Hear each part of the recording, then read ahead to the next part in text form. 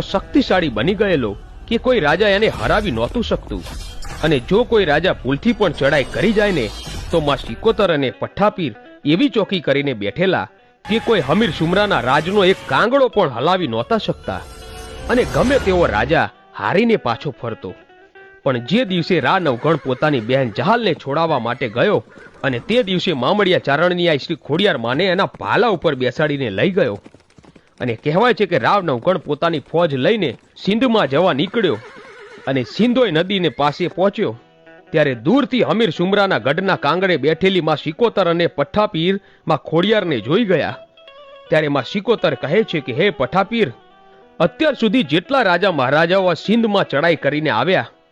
એમાંથી એકે રાજાને જીતવા નથી દીધા, પણ આજે જે જૂનાગઢનો ધણી એની બહેનને છોડાવવા માટે આવી રહ્યો છે એના ભાલે 9 લાખ લોબડિયાળીઓ સાક્ષાતમાં ભગવતી ખોડિયાર બેઠા